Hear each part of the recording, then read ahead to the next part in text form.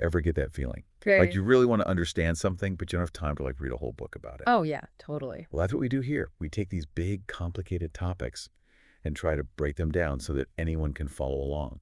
And uh, today we are tackling something that's super common in English, but also super confusing. Oh, I know where this is going. Phrasal verbs. Uh-huh. I mean, think about it. You've definitely heard them. Pick up, turn off, run into. They're everywhere, especially when people are just talking naturally. Yeah, you can't escape them. But the thing is, they can be so weird, right? Like, why can look up? I mean, looking something up in a dictionary, but also like admiring someone. Right. And then you have give up, which could be about quitting a puzzle or like handing over your cat to someone else. It's enough to make your head spin. It really is. And I think for anyone who's learning English, or even for native speakers sometimes, phrasal verbs are one of those things that trip people up because it's not just about knowing the verb itself. It's that little extra word, that particle, that can completely change the meaning. It's like they have a mind of their own. So today, that's our mission, to crack the code of phrasal verbs. We'll be looking at the three main types, and let me tell you, one of them is a real doozy. Oh, yeah, that one's a headache. Then we're going to dig into why context is so important for figuring out what they mean, and we'll even share some tips for when you're just totally stumped. Plus, we've got a special trick to help you sound more like a natural speaker, even if you don't have time to memorize a million different phrasal verbs. Sounds good to me. So, to get us started, why are these things so common in English in the first place? I mean, they're tricky, so why not just use simpler words? That's a great question. I think it has to do with the way English has evolved. It tends to favor these shorter, more casual ways of saying things, especially in spoken language. Like, think about it. If you compare discover to Yeah. find out just sounds so much more natural, right? It does, yeah. You hear find out all the time.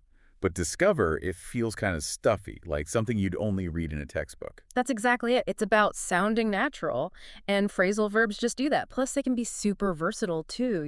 Oh, in what way? Well, like one phrasal verb can have all these different meanings depending on how you use it. Break up is a good example. You can break up with your boyfriend or girlfriend. Right? A police officer can break up a fight. You can break up a chocolate bar into pieces. It's the same two little words, but so many possibilities. Wow. Yeah, that really shows how much context matters. So Sure. they're common, they're flexible, but why are they so hard to learn if you didn't grow up with them? Like, what's the main reason? Well, the tricky part is that the meaning of a phrasal verb is often not just a sum of its parts. Like you can't just look at the verb and the particle separately and figure it Oh, out. for sure. A classic example is put up with. If you try to understand put up and with on their own, it doesn't really get you to the meaning of tolerate, right? No, not at all. It's like the combination creates something totally new. And these meanings have evolved over time, so they can be really hard to guess. It's almost like you need a secret dictionary just for phrasal verbs. Yeah, sometimes it feels that way. Actually, we got a story from a listener that kind of proves your point about how confusing they can be. Oh. This listener, they thought make out meant to like create something. And well, their friend found it pretty funny. Let's just say that. Oh my gosh, I can imagine. That's a great example of how non-literal phrasal verbs can be. But the good news is they're not all impossible to figure out. We can actually categorize them based on how easy they are to understand, and that can help a lot when you're learning them. So it's not just a big jumbled mess. There's some order to the chaos. Exactly. There's a method to the madness. So there are three main types, and we're going to break them down for you. Okay, I'm ready.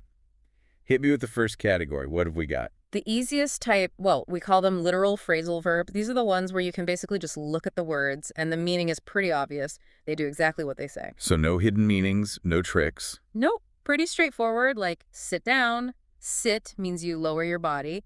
Down means a lower position. Put them together and you get sit down. Easy peasy. Yeah, that one's pretty clear. Or how about go away? Go means to move.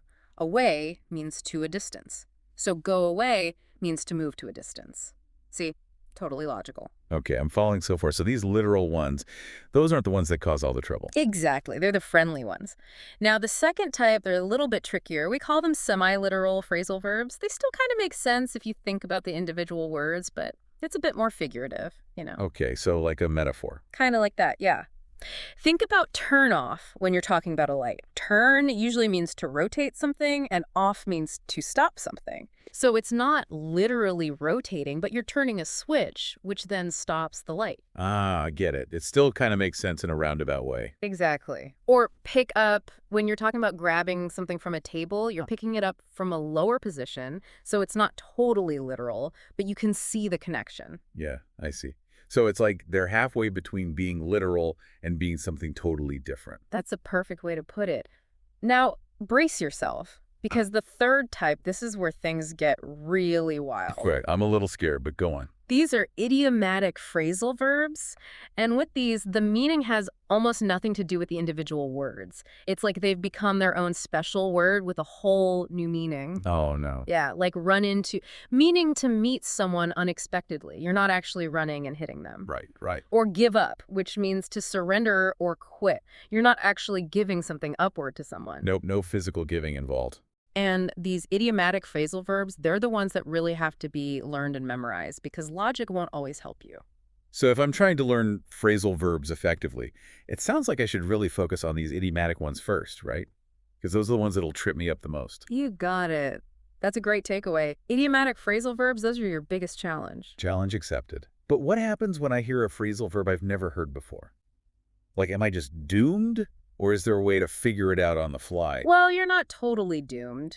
Context is your best friend in this situation. Pay attention to the words and the situation around the phrasal verb because that can give you big clues. Ah, so it's like detective work. Exactly. Like, let's take turn down as an example. If someone says she turned down the job offer, you know that in the context of job offers, turn down probably means to refuse. Makes sense. You're not picturing someone literally turning a job offer upside down. Exactly. But if you hear, could you turn down the music? Then the context tells you it means to reduce the volume, which actually could involve turning a knob down. Okay, so the meaning shifts depending on what's going on. So when I'm trying to decipher a new phrasal verb, what questions should I ask myself? Like, what's my mental checklist? Here are a couple of good questions to ask. First, is there a physical action involved?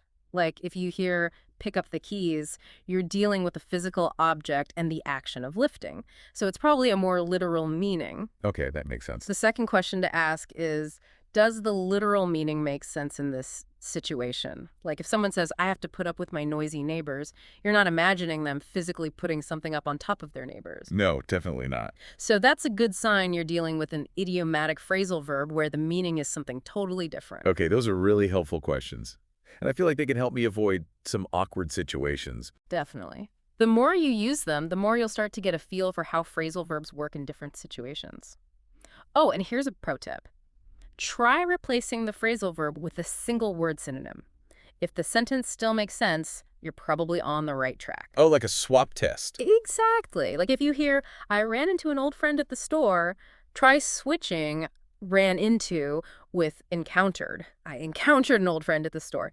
That makes sense. It does. But if you try collided, like I collided with an old friend at the store, well, that paints a very different picture. Yeah, not the kind of encounter you want to have at the grocery store. Yeah. So this synonym swap, that's a great way to double check. Okay, so we've talked about how to understand phrasal verbs, but how do we start using them ourselves so that we sound natural and fluent? Great question. That's the next step, right? Going from understanding to actually using them confidently. And there are a few things that can really help. One is to learn phrasal verbs in pairs. Pairs, like what do you mean? Like opposites. So if you're learning turn on, also learn to turn off. Because seeing them together can help you remember both meanings. And how that particle off often means to stop something. Oh, so it's like building connections between them. Exactly. Another helpful trick is to use visuals. Like when you're learning a new phrasal verb, try to create a picture in your mind that represents the meaning. For take off, you could imagine a plane taking off, or someone taking off a jacket quickly. Ah, so it's like giving the phrase a visual anchor. Yes, exactly. And one of the best things you can do is just pay attention to how native speakers use them. Watch TV shows, listen to podcasts, eavesdrop on conversations. I love eavesdropping. Right. And as you hear phrasal verbs, write them down, think about the context, and try to figure out why that particular phrasal verb was used. It's like learning by osmosis. So basically, Become a phrasal verb detective. You got it. Now, are there any common mistakes people make when they start using phrasal verbs, like any traps to watch out for? Oh, yeah. There are a couple of big ones. One is trying to understand phrasal verbs by looking up each word separately in a dictionary.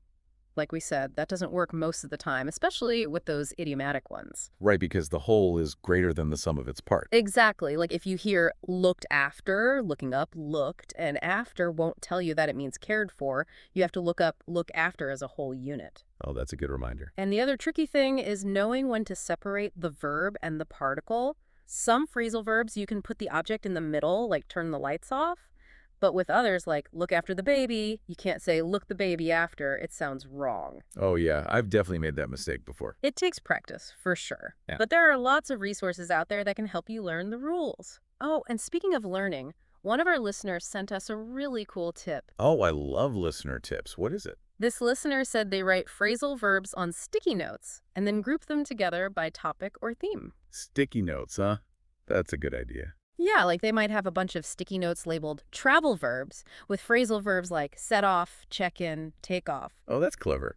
So you're making connections between the verbs and the situations where you'd use them. Exactly. It's all about finding ways to organize the information so it makes sense to you. I like it. So to sum up, phrasal verbs are everywhere in English, and they're essential if you want to sound natural and fluent. They can be tricky, yes, but by understanding the different types, using context clues, and trying out some of those learning strategies, you can definitely master them. You said it. The key is to not be intimidated by them, to start recognizing the patterns and to have fun with them. Because once you get the hang of phrasal verbs, it opens up a whole new world of expression in English. Absolutely. So next time someone tells you to just brush it off, you'll know exactly what they mean, whether it's about dusting your jacket or ignoring a rude comment. And that brings us to the end of our deep dive into phrasal verbs. Time flies when you're having fun with language. It really does. But stick around, because next time we're tackling another fascinating English language quirk. The fact that English doesn't technically have a future tense. Wait, what? No future tense. Nope. Tune in next time to find out how we manage to talk about the future without a future tense. It's more mind-bending than you might think. I can't wait. See you then. See you then.